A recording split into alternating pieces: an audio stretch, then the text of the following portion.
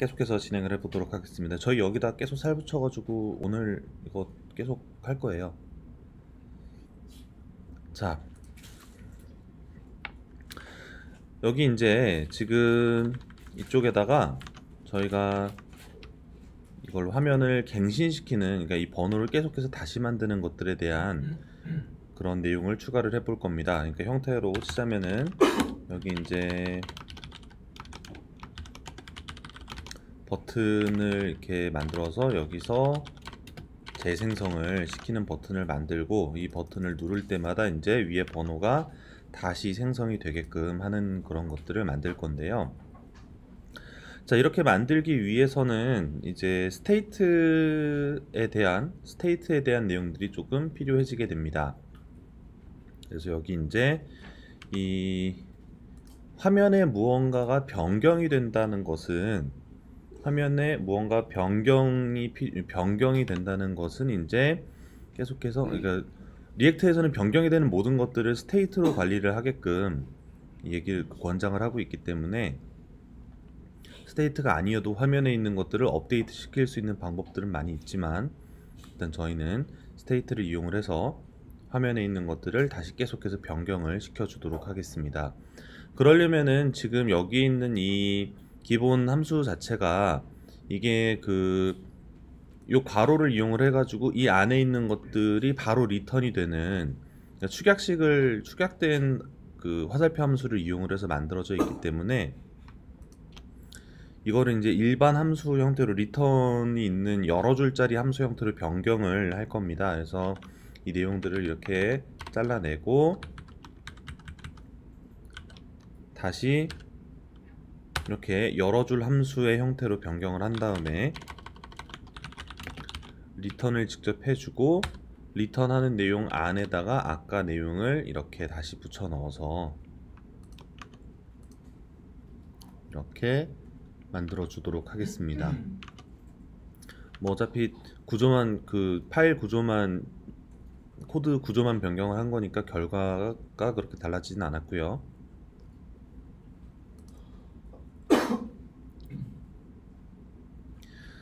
자, 그런 다음에 여기에다가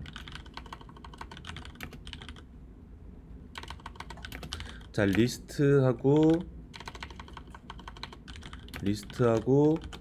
set list라는 이름으로 리액트의 use state를 이런 식으로 해서 스테이트 선언을 해줘 보도록 하겠습니다.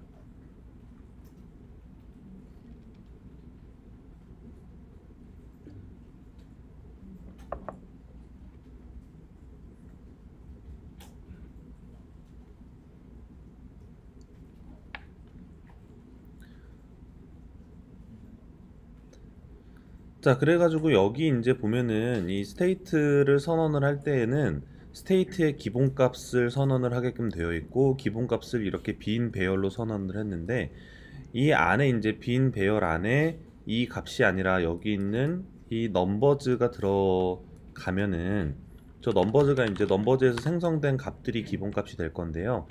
근데 저 생성하는 것 자체를 계속해서 여러 번 생성을 할 거기 때문에 이것들을 이제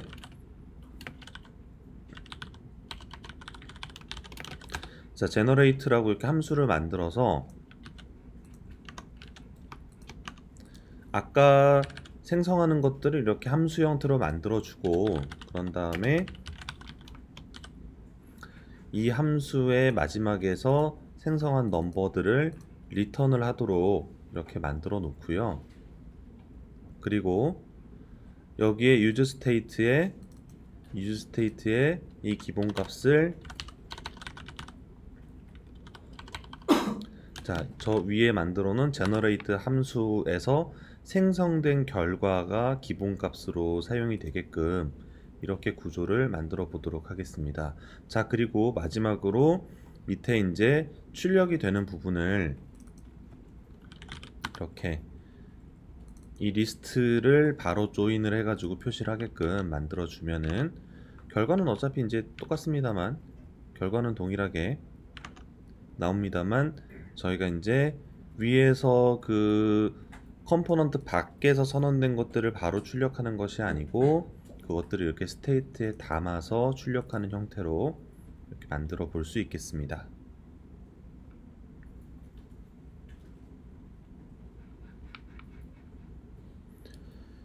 자, 그래가지고 자, 이거 재생성하는 부분까지 이제 전부 다 해놓고 나서 이제 쭉 코드 리뷰를 한번 하도록 하겠습니다. 자, 그래가지고 결국은 이 함수형 컴포넌트 안에서 이제 자, 리제너레이트라고 함수를 하나 만들어서요. 자, 그런 여기에서 이제 스테이트에 값을 넣습니다. setList를 이용을 해서 위에서 만든 generate 함수 이용해서 다시 새로운 값을 넣도록 이렇게 만들어 놓고, 그런 다음에 이 재생성 쪽 이 버튼에다가 온 클릭을 했을 때 자, 이 리제너레이트가 실행이 되게끔 이렇게 넣어주면은 자, 여기서 이제 재생성을 누를 때마다 계속해서 새로운 값이 써지는 이런 형태로 만들어 줄 수가 있게 됩니다.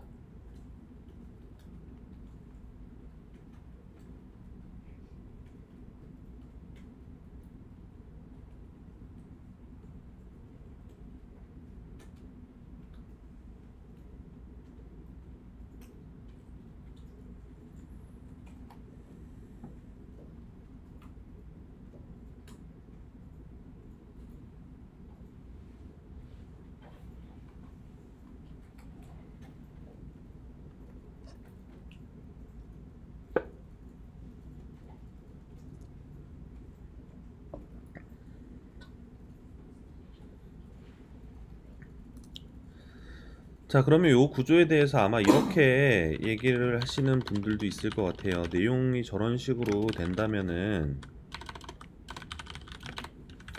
어차피 온클릭 안쪽에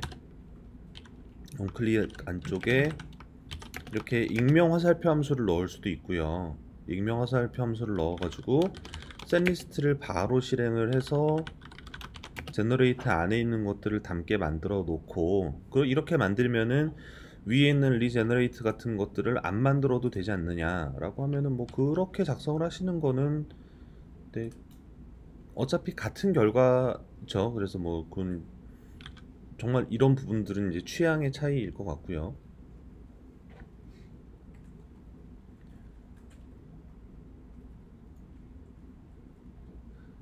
저도 그때그때 좀 다르게 쓰는 것 같기는 한데 아무튼 뭐 같습니다. 뭐 두 개가 다른 부분들이 없죠.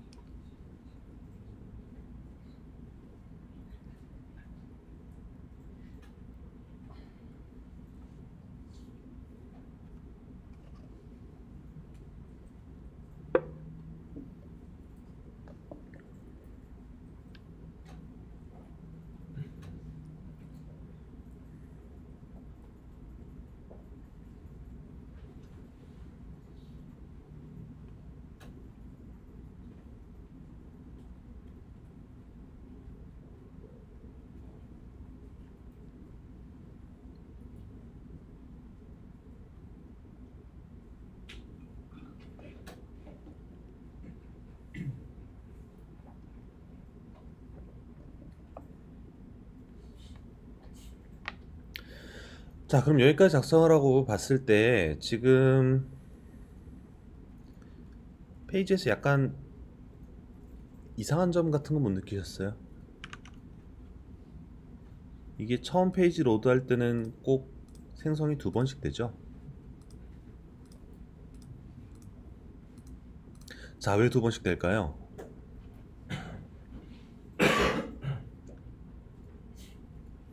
자, 그래서 여기서 잠깐 소스 보기를 좀 해보도록 하겠습니다. 소스 보기를 해서 얘를 따로 좀 떼다가, 자, 소스 보기를 해보면은요, 자, 여기 소스 상에서 보이는 코드는 이 내용이에요. 17, 28, 26. 지금 좀 텍스트가 좀 작은데 아무튼 지금 보면은 소스 보기에 나오는 내용하고 실제 화면에 렌더되는 내용하고 서로 다른 내용이 렌더가 됩니다. 자, 그러니까 여기 있는 이 렌더 함수는요, 여기 있는 이 내용 같은 경우에는 이게 이제 저희가 백엔드에서 이제 서버 사이드 렌더링을 할 때에도 한번 실행이 되고요. 그런 다음에 이게 최종적으로 화면에 마운트 됐을 때에도 이게 한번 실행이 됩니다. 그래가지고 지금 이거를 이제 로드를 했을 때 여기 화면에 맨 처음 나왔던 것들이 서버에서 렌더링을 했을 때 나온 결과물이고요. 그런 다음에 화면에 딱 붙었을 때 마운트가 됐을 때에도 이 함수는 한번 실행이 되면서 그게 이제 다시 갱신이 되는 것처럼 보이게 되는 거죠. 그러니까 이거는 좀 되게 일반적이지 않은 케이스지만 저희가 이거를 개발자 도구를 열어서요, 자바스크립트 비활성화를 시킨 다음에, 그럼 이제 백엔드에서 렌더링 된 건 나오지만 화면에 붙고 나서는 아무 동작을 안 하겠죠, 자바스크립트가. 이렇게 해놨을 때는 한 번만 나와요. 대신에 자바스크립트가 전혀 동작을 안 하니까 아무 동작을 안 하긴 하겠지만, 아무튼 원인은 그겁니다. 원인은 서버 사이드에서 한번 얘가 이미 렌더링이 됐고, 그런 다음에 넘어와 가지고 프론트에서 다시 한번 렌더링이 되면서 이게 2번 실행이 된 것처럼 나오게 된 거예요. 아무튼 뭐 이거는 지금 저희가 이제 이용을 하다 보니 이렇게 된 거지, Next.js가 아주 정상적으로 바르게 동작을 한 겁니다. 저희가 이제 이거에 대해서 그렇게 되지 않도록 이제 조치만 해주면 되는 거죠. 자, 그래가지고 이런 경우에 이쪽에다가 저희가 해줄 수 있는 작업들이 이런 걸 것 같습니다. 리액트의 그 use 이펙트 이용을 하면은 저희가 이게 렌더링 되는 어떤 그 시점에 대한 뭔가 그런 조작을 해줄 수가 있게 되는데요. 이 안에 이런 식으로 함수 넣어 놓으면은 이게 언제 되냐면은, 자, 마운트 될 때, 그리고 업데이트 될 때에 이제 이 use 이펙트가 전부 다 실행이 되게 됩니다. 그리고 여기 이제 이 2번째 값을 이렇게 use 이펙트의 2번째 파라미터, 잠시만요, 지금 요거를, 그러니까 use 이펙트가 요런 구조가 됩니다. 앞에 함수 하나, 뒤에 배열 하나, 이렇게 구성이 되는데, 이 2번째 값은 저번 주에도 이제 간략하게 설명을 한번 드렸었지만, 자, 주시 대상입니다.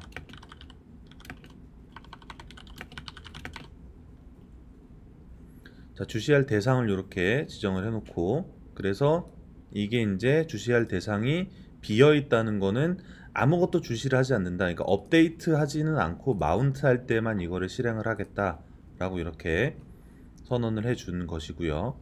자, 여기 use state의 기본 값을 그냥 빈 배열로 넣어 놓고, 그런 다음에 이 use 이펙트 때, 그러니까 화면에 마운트 되는 순간에 이제 위에 마침 리제너레이트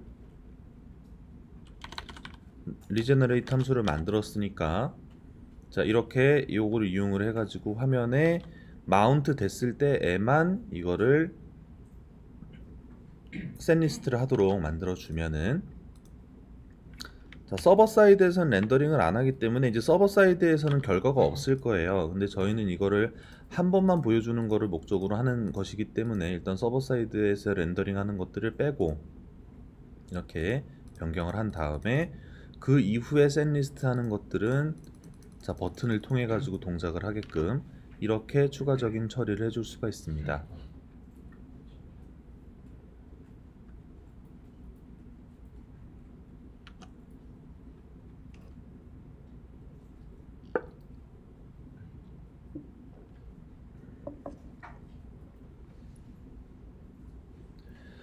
자, 그럼 반대로 이거를 서버 사이드에서 렌더링 된 것들을 쓰고 그런 다음에 첫 마운트 때는 이게 업데이트 되지가 않았으면 좋겠다라고 할 때는 그러면은 지금 함수형 컴포넌트 구조가 아니라 클래스형 컴포넌트 구조로 바꿔야 되고 몇몇 가지 서버 사이드에 대한 부분들을 조금 더 이야기를 하고서 해야 돼요. 그래서 그 부분들은 저희가 좀 더 나중에 다시 이것들을 꺼내 가지고 서버 사이드에서 렌더링을 하지만 마운트 때에는 그러면은 그 서버 사이드에서 한 것들을 그대로 유지하게끔 하는 것들을 나중에 진행을 해보기로 하고, 오늘은 이렇게 자 서버 사이드에서는 렌더링을 안 하고 프론트에서 마운트 되는 순간 한번 업데이트를 하고 그 이후에 계속 버튼을 통해서 업데이트가 되게끔 이런 구조로 만들어 보겠습니다.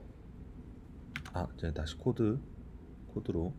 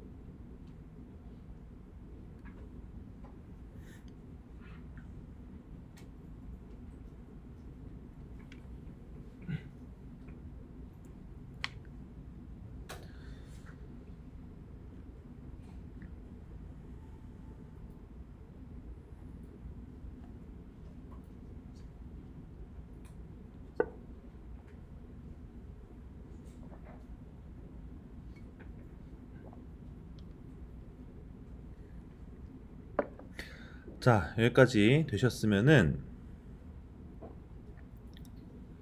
저희가 이 밑에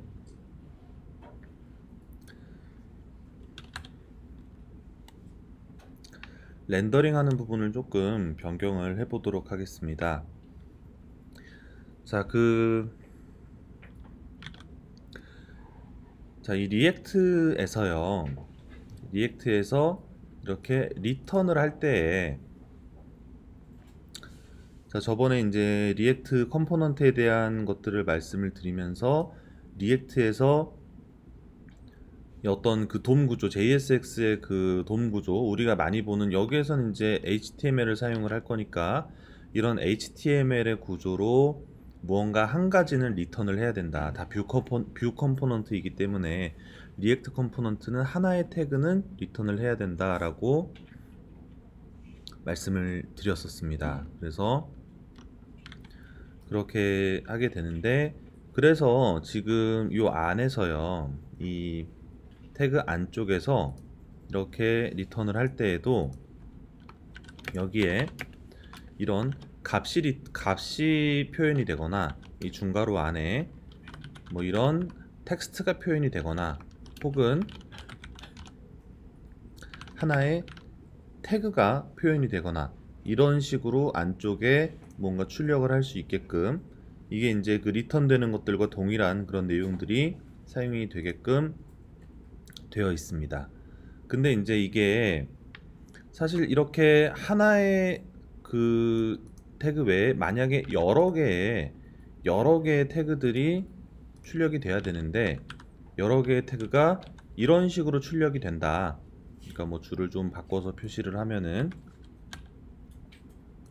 이런 식으로 뭐 한 3개 정도의 스팬이 표시가 되어야 한다 라고 이렇게 하면은 여기에서도 지금 딱 오류가 나는 거를 보실 수가 있어요. 실제로 렌더링을 해봐도 얘는 오류가 납니다. 그런데 이제 이게 그래서 아까 말씀드렸던 이런 프래그먼트를 이용을 해가지고 이렇게 감싸면은 얘네들은 감싸져 있어서 최종적으로는 하나만 리턴이 되는 거니까 이런 경우에는 문법적으로 문제가 없게 돼요.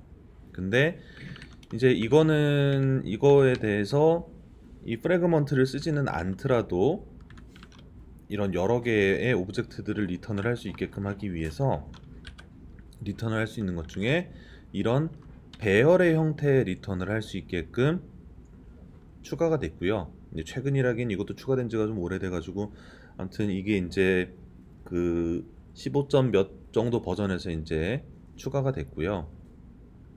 그런데 대신에 이 안쪽에 리턴될 때 이 안쪽에 들어가야 되는 내용들은 이런 식으로 태그들, 이런 태그들이 이렇게 배열의 형태로 출력이 되게끔 할 수는 있습니다. 자, 이 얘기를 왜 하느냐면요, 이게 우리가 지금 출력하려는 대상이 이 리스트잖아요. 배열이잖아요. 배열인데 이 배열 같은 경우에 이 배열에 있는 유용한 함수 중에서, 자, 아까 이제 그 for each에 대한 부분들을 얘기를 했었지만 이 map 함수를 이용을 하면은 이 map 함수는 map 함수의 결과가 배열이에요.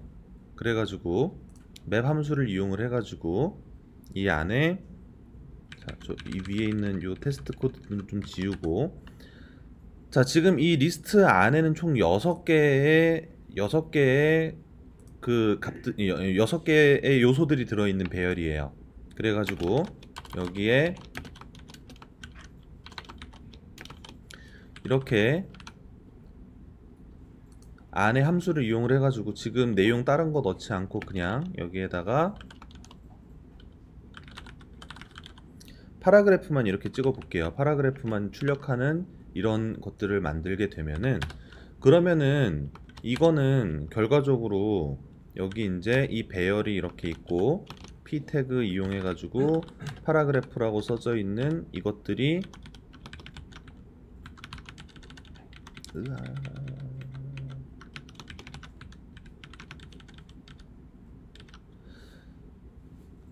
자, 이 리스트가 6개니까 총 이렇게 6번 뿌려지는 이거랑 같은 결과를 만들게 될 거예요.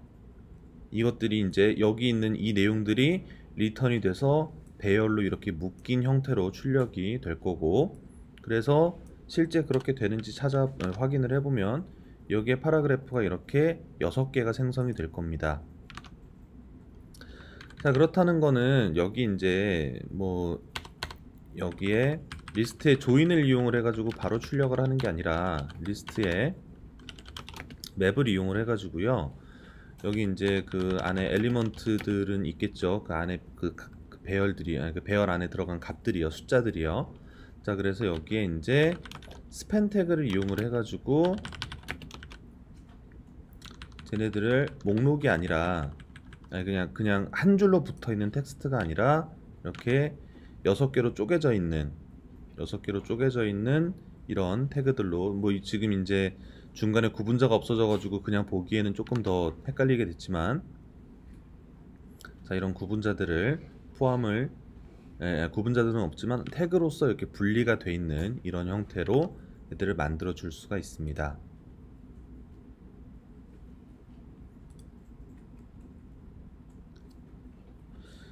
일단 지금은 저희가 여기에 이제 이후에 스타일링을 하기 위해서 저희가 태그를 나누는 건데, 스타일링을 뭐 지금 바로 하지는 않을 거니까 저희가 이제 요 공백 문자를 조금 하나만 임시로, 지금 임의로 잠깐 넣어가지고 공백으로 구분만 되게 좀 해놓고 요거는 나중에 다시 업데이트를 좀 시켜주도록 하겠습니다.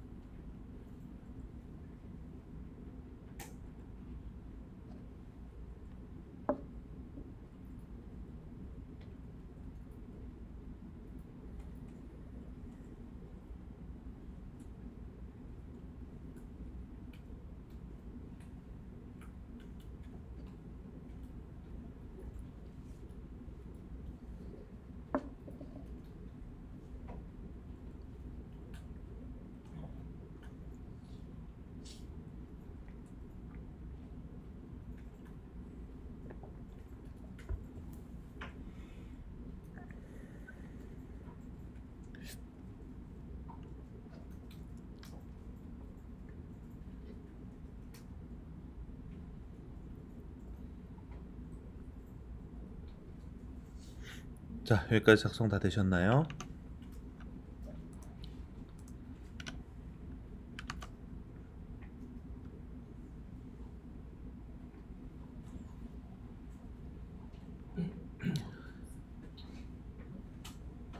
자, 그럼 짧은 예제지만 요 안에 이제 들어갈 건 거의 다 들어간 것 같습니다. 여기 이제 npm 패키지 이용하는 거랑 스테이트도 들어갔고, 유즈 이펙트, 맵 처리하는 것과 마우스 이벤트 뭐 이런 것들이 다 들어갔는데, 여기에 이제 스타일들 좀 추가를 해줘 보도록 하겠습니다. 스타일은 일단은,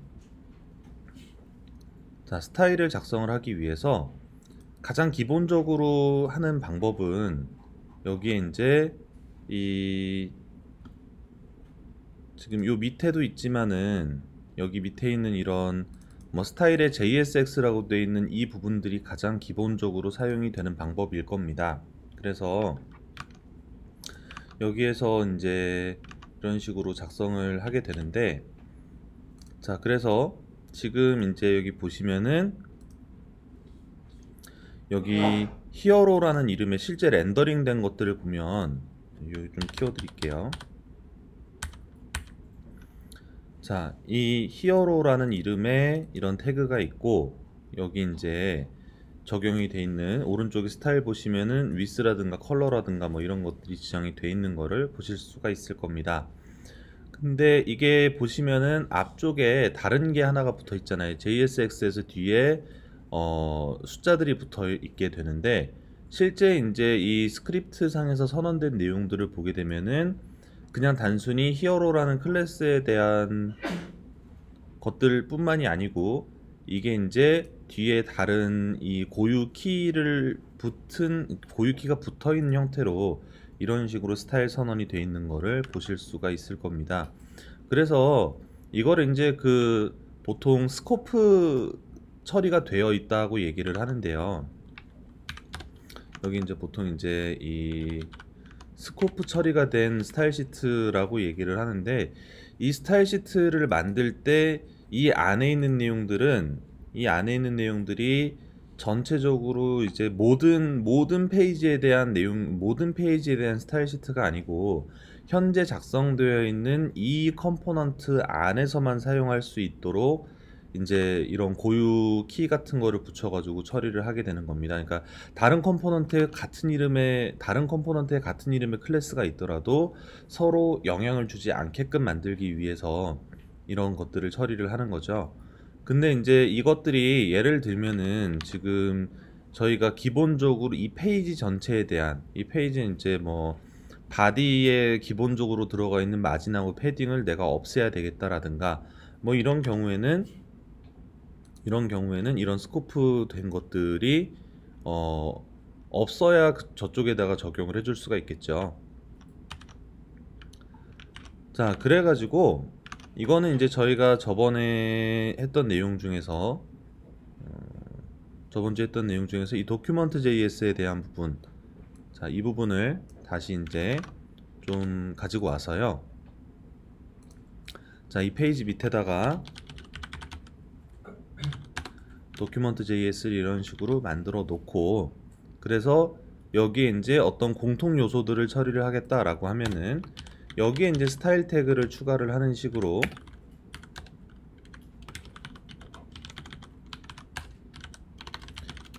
보통 처리를 하게 됩니다. 그래서 HTML하고 바디에다가 마진이 0이고 헤딩도 0인 이런 것들을 처리를 하게 되는데, 자, 실제로 이렇게 만들진 않을 것이고요. 자, 스타일 시트 파일 같은 경우에 아무튼 뭐 이제 이런 공통으로 사용하는 스타일 시트에 대한 처리를 한다라고 할 때 여기에 자, 스태틱이라는 디렉토리, 그리고 거기에 이제 파비콘 아이콘이 하나가 딱 들어가 있었습니다. 이거 크리트 넥스트 앱으로 만들었을 때는 생기고 직접 하나씩 세팅을 했을 때는 없지만, 없는 경우에는 그냥 동일한 이름으로 생성만 해주시면 돼요. 그래서 여기에다가 뭐 common.css라든가 뭐 styles.css라든가 뭐 저는 common.css라는 이름으로 해서, 자, HTML하고 바디에 대해서 마진 0, 패딩 0 이런 스타일 시트를 하나 만들어 줘 볼게요.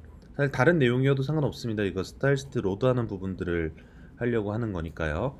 자, 그래가지고 이렇게 스타일 시트 로드를 하고서 여기에서 이거를 이제 자, 이렇게 링크 태그를 이용을 해가지고 로드를 해오게 되는데요.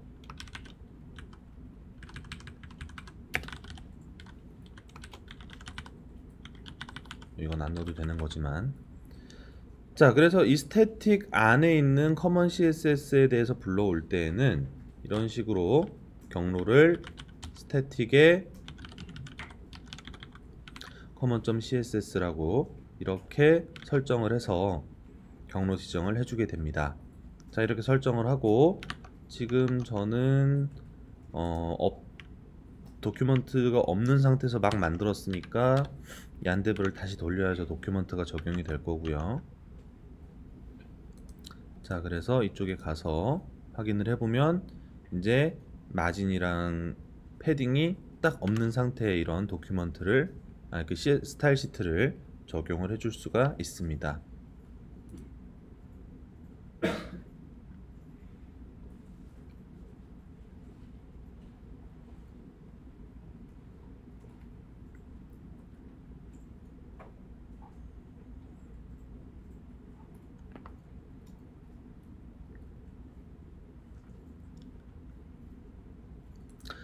자, 여기까지 이렇게 해놓고서요. 지금 이거를 이제 이런 식으로 스타일을 마진 패딩을 다 없앤 이유는 이쪽에다가 이제 스타일을 직접 좀 추가를 해주기 위해서 그런 건데요.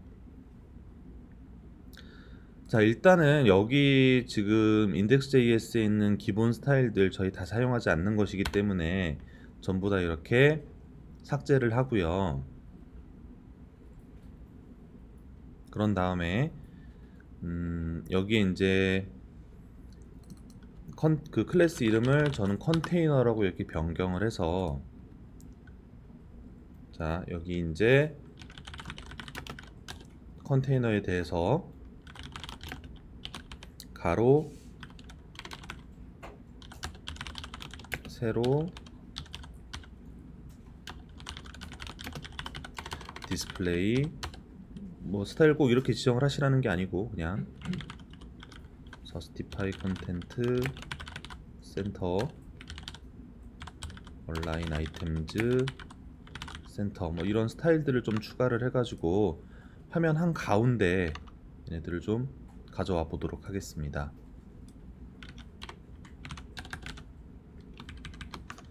그리고 컨테이너 안쪽에 버튼이 좀 있게 이 버튼 이렇게 좀 놔두도록 하겠습니다. 하나 더 여기 이제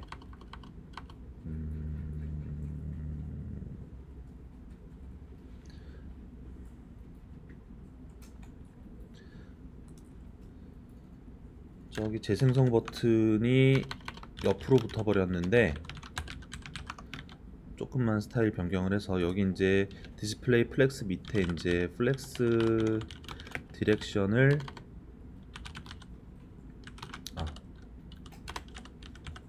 칼럼 이렇게 변경을 해서 스타일을 화면 한가운데 이렇게 나올 수 있게끔 스타일을 좀 지정을 하고, 지금 제가 코드가 점점 길어져 가지고 한 화면에 이게 안 잡히니까 요거를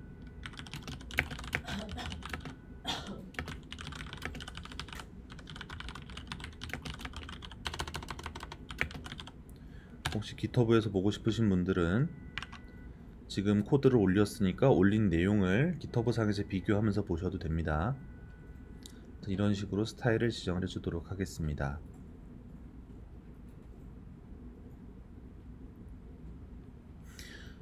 자, 이거를 지금 여기 이제 이렇게 스타일 지정을 하는 거는 딱 여기 JSX라는 스타일 프롭스가 하나 추가된 거 외에는 이 내용 작성하는 것 자체는 그냥 웹에서 사용하는 스타일 시트니까 이거를 인라인으로 선언을 하든 뭘 하든 그렇게 크게 차이 없는 그런 작업이라서 이거를 빨리 설명을 드렸는데, 실제로는 이거는 지금 저희가 디자인을 할 때는 이렇게 스타일을 하나하나 다 선언을 해서 하는 것보다 그러니까 CSS 안에 다 선언을 한다든가 뭐 그런 식으로 선언하지 않고, 뭐 저희는 이제 스타일드 컴포넌트를 이용을 할 거고, 혹은 뭐 다른 이제 툴들을, 다른 이제 전처리 CSS를 사용을 하실 텐데, 아무튼 이 부분은 지금 그냥 이런 식으로 적용을 할 수도 있다. 뭐 기존의 CSS를 그대로 이용을 하신다면 이런 식으로 하실 수도 있다 하고서 소개 드리는 차원에서 짧게 해봤습니다.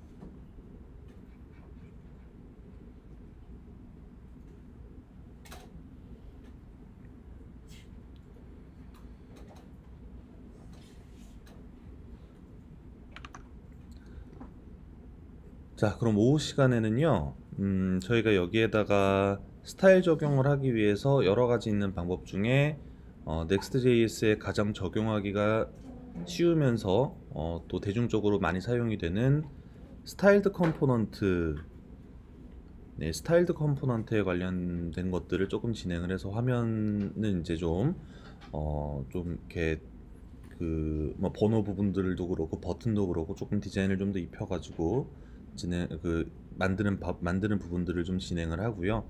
그런 다음에 그 뒤에 이제 실제적으로 웹상에 배포하고 그런 부분들을 진행을 해보도록 하겠습니다.